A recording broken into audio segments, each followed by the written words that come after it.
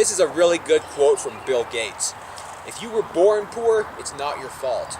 But if you die poor, then that's your fault. If you agree with that quote, then you believe in capitalist bullshit. Chewbacca!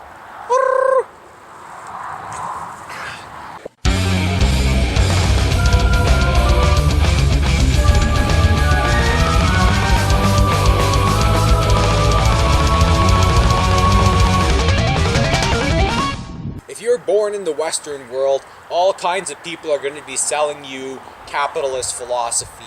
How to get rich. Here's my algorithm. You need to do steps A, B, and C. The big problem with our society is we only focus on the winners. We never interview or care about the losers. Well, it's a very good Egyptian proverb. Wisdom comes from the slave girl running the mill wheel. And I think you can really apply that to modern society.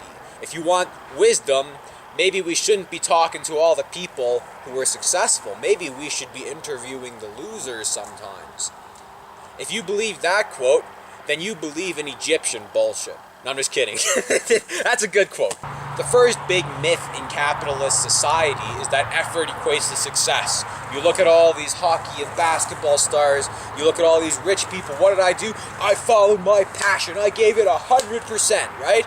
Well, what about all the people who gave it 100% and got nowhere, right? Like there's a landslide of people who put all their heart and effort into something and they didn't even make 10,000th place. What about them?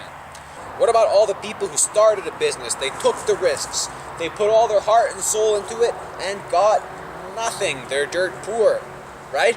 We don't hear about those guys. Those are the people you want to be talking to. To say that anybody can be successful with hard work is such bullshit. The first thing you have to consider is intelligence, alright? Some people just can't critically think. Some people cannot see priorities or focus on what's relevant in a situation. Their brains just cannot do that, right? So how is it their fault that they were born with a brain that's not equipped for critical thinking? What about connections? Connections are the most important thing in the universe.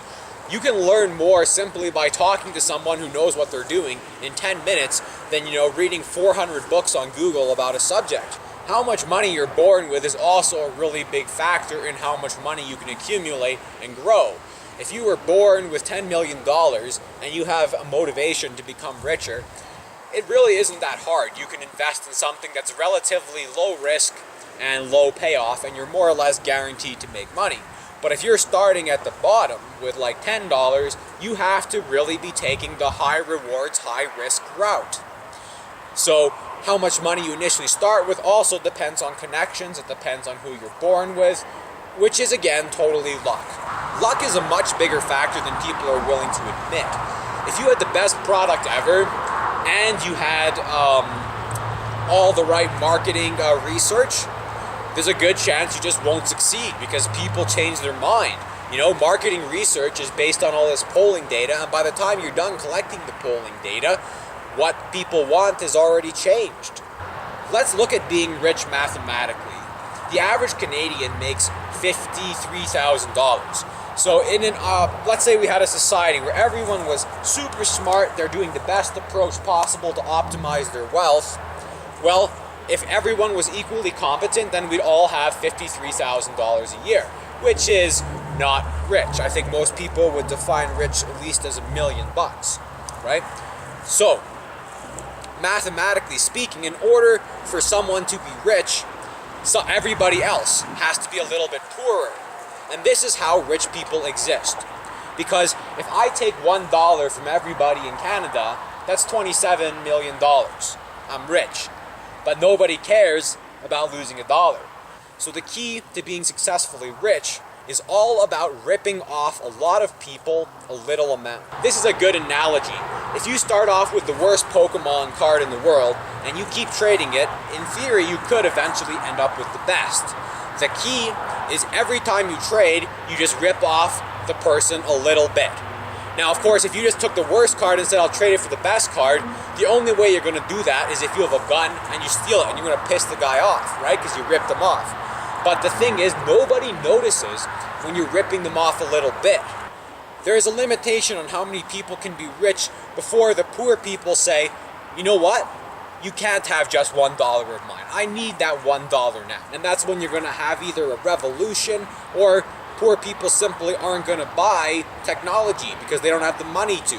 This brings me to my next point, Tai Lopez. Is Tai Lopez a scammer? Now this depends on how you define a scam. So for example, would you call college a scam? College overcharges you a lot of money for sure and milks a lot more time than they need to, but they do give you some useful information. There's no question about that. So I would say college is not a scam. I would say it's a bad deal. And I would say with Tai Lopez, maybe I'll say the same thing. Maybe it's a bad deal rather than a scam. Because I think the philosophy and information he's giving you will improve your odds of becoming richer.